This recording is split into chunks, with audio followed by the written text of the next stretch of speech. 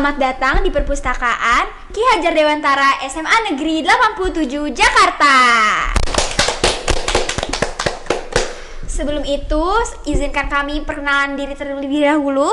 Saya host di sini bernama Klarinda Mulia Aprianti bersama rekan saya Ikrar Nusa Bakti yang akan membahas tentang perjuangan Bapak Alun yang sangat inspiratif, yaitu tentang perjuangan dan pengalaman hidup seorang tunanetra yang tetap berkarya dan tidak menyerah pada keterbatasan. Wih, kayaknya menarik gitu. Iya dong, menarik banget nih pastinya. Oke, langsung aja ya kita ke perkenalan kepada Bapak Alun. Halo Pak Alun. Halo, apa kabar? Alhamdulillah baik. Pak Alun Iya. gimana nih kabarnya hari ini? Alhamdulillah, sangat baik dan luar biasa. Oke, luar biasa sekali nih Pak Iya. Alun. Langsung aja ya kita tanya-tanya nih kepada Pak Alun ya. Boleh, mau Oke, tanya-tanya siap. silakan. Oke, Pak Alun kan seorang guru yang penuh semangat ya Pak. Siap. Dulu sebelum segala perubahan besar terjadi dalam hidupnya, Pak Alun pasti seorang yang biasa dengan kehidupan yang hampir sempurna. Ya. Tapi semua berubah saat Pak Alun sendiri kehilangan penglihatan yang mendalam. Iya, begitu. Tapi tenang, kisahnya nggak akan berakhir di situ. Justru ini adalah awal dari perjalanan luar biasa yang akan membuat kita semua terinspirasi. Gitu. Jadi, Pak Alun, bisakah Bapak ceritakan kepada kami pengalaman Bapak sebelum Bapak kehilangan penglihatan itu, Pak? Kayak gimana sih kehidupannya waktu itu? Juga apa yang bikin Bapak tetap semangat mengajar gitu, Pak? Oke.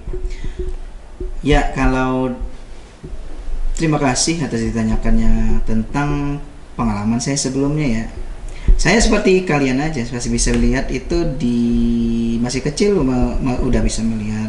Memang ada di riwayat saya memang ada glaukoma dari kecil, tapi memang masih bisa lihat lah, masih bisa lihat, masih bisa bermain bola, masih bisa aktivitas yang semestinya dilakukan oleh orang biasa itu saya lakukan semuanya, tidak ada menjadi kendala. Karena memang tidak ada hambatan rasanya di saya ya. Karena tidak ada hambatannya, ya main juga seperti biasa. Termasuk saya udah sampai tingkat usia kalian nih remaja di SMA, ya masih bisa saya pakai motor apa kesana kesini ya, memang gitu. Aktivitas yang saya lakukan sama sih lebih kurang seperti itu. Memang ketika setelah kuliah ya, kalau kejadiannya ya setelah kuliah itu saat akhir-akhir kuliah lah terjadi ya penurunan penglihatan gitu ya. Ya. Oke. Oke, siap. Oke, saya mau nanya nih yang kedua. Oke. Pasti di momen tersebut pasti Pak Alun pasti ngerasa sedih, pasti ada amarah di balik itu semua. Iya. Pasti momennya sangat berat ya Pak bagi Bapak. Iya. Oke. Jadi Pak Alun ketika tiba-tiba Bapak nggak bisa lagi nih melihat Ya. di dunia yang dulunya penuh warna, sekarang jadi gelap gulita, pasti Iya. rasanya sedih banget Pak di hidup Bapak. Bisa nggak sih Pak Alun ceritain apa yang Bapak rasakan waktu itu pertama kali sadar bahwa penglihatan Bapak tuh hilang, dan gimana sih rasanya saat penglihatan itu hilang? Apakah rasanya sangat sedih? Apakah rasa ingin bunuh diri atau segala macam Pak? Gimana? iya. Boleh diceritakan gak nih Pak? Kalau untuk sampai bunuh diri sih nggak ada di konsep diri saya tuh nggak ada sih konsep bunuh diri. Memang saya itu didukung dengan keluarga yang support, dengan keharmonisan keluarga itu masih tinggi. Di masih kecil saya aja masih ada kekurangan yang udah diketahui. Itu support dari ayah bunda saya itu masih tinggi banget, dan termasuk sampai penglihatan itu saya juga nggak ngerti sadarnya itu di tepat hari apa itu nggak ada. Memang sudah diwanti-wanti akan hilang penglihatannya, tapi menurun nggak langsung hari ini masih bisa lihat, besok cering hilang itu nggak bisa. Ada kejadian-kejadian momennya seperti sakit, demam, terus penglihatannya turun rabun gitu semakin habis. Ya saya jalani itu karena biasa aja ya, karena tadi support tadi saya keluar masuk, kok saya udah nggak bisa ini gitu, kok udah nggak bisa ini, itu nggak menjadi beban perasaan banget gitu. Jadi misalkan saya waktu itu saya ingat banget saat PPL itu lapangan ya, pas nggak praktek lapangan, jadi ya udah saya mulai udah nggak bisa lah. Saya ingat itu, masih ingat banget, tersentak hati saya itu ketika mau ngumpul di lapangan, loh kok saya agak ini ya, kayak hilang ya, kok nggak tentu arah kemana. Jadi teman-teman yang nungguin, Pak Alun ayo kesini, ngapain di situ? Ayo bantuin saya dong, saya bilang saya agak ini, memang karena orang udah tahu saya agak kekurangan sedikit ya, jadi dibantu sedikit, tapi nggak tahu belum totalnya di situ. Nah dari situ saya terus tuh udah minum obat lagi, setelah saya minum obat terang lagi, sudah minum obat. Iya, tapi kalau memang gitu terus kan capek juga minum obat terus ya. Ya udah saya udah tinggalkan obat itu ya. Bahkan saya merasakan hilangnya mata itu enggak terasa secara pikiran, cuma di perasaan aja gitu. Jadi ya gitu-gitu aja saya mah, nggak sampai bunuh diri, tapi memang sempat di rumah doang 1 tahun gitu. Artinya cuma dengar TV aja gitu, cuma tidur siang, nanti makan ibu saya mau kemana bingung juga karena waktu itu skripsian, mau ke kampus harus butuh orang gitu ya. Nah jadi setahunnya di rumah aja waktu itu yang pernah terjadi, nggak bisa kemana-kemana ya, nerima aja waktu itu gitu. Wah, itu pasti perjalanannya nggak mudah banget buat Pak Iya, Alun. pasti. Pasti ada rasa sedihnya, keselnya. Nggak kesel Tapi ada. menurut kami Bapak tuh luar biasa banget nih Pak. Kayak Bapak nggak nyerah, tetap Iya, semangat. iya. Oh, gitu. Nah makanya. Dan saya mau nanya nih, gimana pada akhirnya Bapak bisa bangkit kembali kepada dunia ini yang dulunya Bapak masih bisa melihat, tiba-tiba kayak gini. Apa yang membuat rasa bangkit Bapak itu kembali nih ke diri Bapak? Momen yang paling ini banget saya, karena saya di dunia aktivis ya, sebelum saya nggak bisa lihat, saya aktif banget deh di kemahasiswaan itu.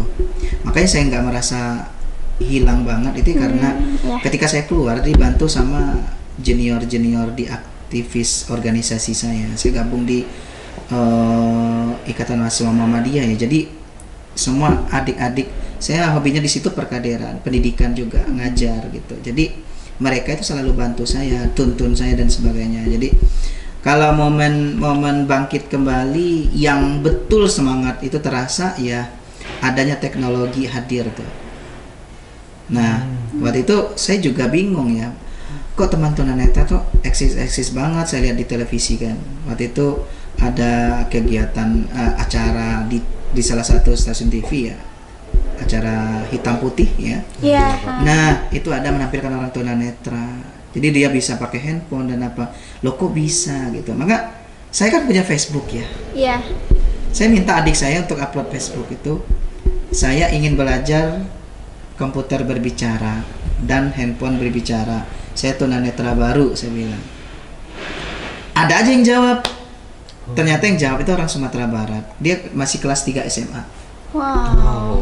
Dia kelas 3 SMA. Dia lah menginstal laptop saya. Kan pernah kalian lihat di kelas saya absen pakai laptop berbicara itu kan? Iya. Nah, itu bicara saya belajar itu di kosannya dia. Nah, dia itu ternyata sama temannya itu nginstal HP saya. Lah, Bang, udah nggak pakai HP-nya lagi. Pakai HP apa? Minimalnya Samsung Chat waktu itu. Nah, jadi pertama saya bisa BBM-an itu di Sumatera Barat. Wih, keren banget, kalian udah bisa BBM-an, udah bisa ngetik sendiri, bikin makalah sendiri, bikin. Nah, dari situ saya udah mulai, kok keren banget. Saya tinggal di rumahnya dia itu 1 minggu kalau nggak salah. Di kosannya dia, saya masih ingat kosannya dia itu, dia bisa masak nasi sendiri, beli jalan sendiri. Kalian pernah lihat juga Bapak jalan sendiri ya? Iya. Ya memang kita tunanetra masih segitu jalannya. Kadang mencong ke kiri, ke kanan. Dia nggak bisa lurus gitu. Iya. Nah makanya diarahkan itu bukan terus, itu nggak ada. Itu nggak aksesibel lurus itu. Pak, ayo ke kiri Pak, jalannya ke kiri Pak, kiri terus, baru maju ke depan terus Pak. Nah seperti itu. Nah itu terarah kita. Tapi kalau ayo Pak, terus Pak, terus ke depan Pak, mereka nggak tahu terus. Kalau terus pasti dia akan jatuh. Makanya kalau kita jalan cari angle yang paling pinggir tuh. Misalkan cari angle pinggir, mau ke kelas kalian, Bapak cari angle tutupan tutupan selokan ya. Iya. Sering kan Bapak ke situ iya. ya? Keren banget Pak bisa. Nah, Bapak nyari supaya ketemu tangga yang jalan ke lapangan itu kan ada tangganya. Nah nyari di situ. Tapi kalau bapak turun di tengah-tengah lapangan itu bapak nggak tahu tuh setengahnya berapa, ke kirinya berapa, ke kanannya berapa. Yang paling aman bapak akan cari yang bapak paling paham. Misalkan tiang bendera, berarti di tengah lobi, iya kan? Iya. Nah itu kode-kode yang bapak punya tuh semua tuh. Nah itu cara-cara. Nah mereka juga menggunakan hal tersebut. Nah waktu itu termotivasilah bapak waktu itu. Nah waktu itu bapak jadul banget laptopnya, jadul. Jadi bisa namanya JAWS sama NVDA. Jadi dengan kekuatan teknologi bapak bilang ini kesempatan saya bangkit. Disitulah mulai berapa bulan kemudian bapak udah honor juga waktu itu ya, honor ngajar di SMA juga, di swasta, SMA Muhammadiyah. Terus bapak sambilan S2 di Sumatera Barat. Oh, keren. Nah itu di Sumatera Barat menerima bapak, bangkitnya dari situ. Nah karena nggak puas di Sumatera Barat, bapak memutuskan merantau ke Jakarta, lanjut lagi S2 di sini. Kok bisa banyak duit ya? Ya enggak, beasiswa dong. Wih, Wah, keren banget nih, Pak. Iya, beasiswa full. Bapak nggak kerja 2 tahun, menghabisin duit beasiswa itu dong. Cuma di kos, makan enak, gitu kan? Iya. Beli buku. Betul. Pak Alun, kan kehilangan penglihatan pasti sesuatu hal baru buat bapak gitu kan. Jadi pasti ada banyak kesulitan yang bapak alami gitu ketika baru kehilangan penglihatan itu sendiri. Nah, saya ingin tahu gitu Pak, berapa lama waktu yang bapak butuhkan buat bisa beradaptasi dengan hal baru ini Pak? Iya betul. Tergantung sih, cuma yang pertama untuk di SMA 87 aja saya butuh waktu berbulan-bulan untuk adaptasinya, pelan-pelan gitu ya. Karena karena saya udah bisa lihat, jadi ada ilustrasi atau deskripsi dari saya sendiri gitu kan, dari sebuah bangunan gitu. Naik tangga saya lancar aja kan. Iya. Nah karena memang sebelumnya kita udah tahu bentuk tangganya itu, seperti itu. Dan untuk beradaptasinya itu ya memang butuh waktu. Ya kalau kecil mah cepat banget. Bisa perpustakaan diganti lagi, adaptasi lagi gitu. Dan itu di 87 ini mudah-mudahan nggak ada yang udah saya jajalin semua lah. Misalkan di lantai 1, 2, 3, 4 di mana koperasi, di mana itu tanyain aja. Insya Allah bisa terjawab. Nah, karena memang dibutuhkan aksesibel di situ. Memang nggak ada. Kita pernah lihat yang kuning-kuning markah di trotoar nggak? Oh iya. Nah itu salah satu mempermudahkan. Tapi di sini kan belum ada. Oh iya. Nah gitu. Oke. Nih Bapak kan keren banget nih, seorang PNS ya. Oh iya. Keren banget nih Pak. Terima Jadi seorang kasih. tunanetra bisa menjadi PNS. Nah, jadi Pak Alun tuh melanjutkan karir mengajarnya meski ada banyak rintangan, tapi salah satu lagi tantangan besar yang Bapak hadapi yaitu menjadi CPNS. Kenapa nih Bapak Alun pengen sekali untuk menjadi PNS dan apa motivasinya untuk menjadi PNS tersebut? Lalu gimana tuh prosesnya? Apakah ada kendala dalam tes CPNS tersebut atau pokoknya apa yang Bapak hadapi pada saat itu, Pak? PNS itu sebagian dari pilihan saya ya, yang memang saya tetapkan dan itu menjadi jodoh kiranya. Sebenarnya di pikiran saya itu pengennya itu ya yang penting jadi pengajar gitu. Misalkan iya, ya betul.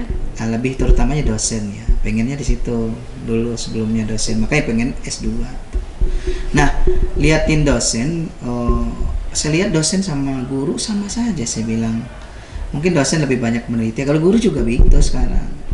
Nah kemudian dibalik itu dari kampung mungkin orang tua ya itu memang senang dengan PNS. Kalau di kampung-kampung saya itu PNS itu luar biasa banget gitu kan. Nah mungkin salah satu doa orang tua itu yang meluruskan jalan saya jadi PNS waktu itu. Saya pernah di 2018 tes gagal administrasi karena bukan dibutuhkan orang tunanetra. Nah saya syukur balik sekali kan saya daftar 2019. Ternyata formasinya ada, saya ngambil di situ dan tidak banyak yang ngambil di sekolah umum karena rata-rata yang disabilitas tuh ngambilnya SLB gitu kan ya. Betul. Nah iya karena saya juga nggak pernah sekolah di SLB, jadi saya takut ke SLB gitu kan. Ya nggak tahu, jadi saya ambil yang umum aja gitu. Ya, Nah gitu. Ya, oke, Nah saya siap.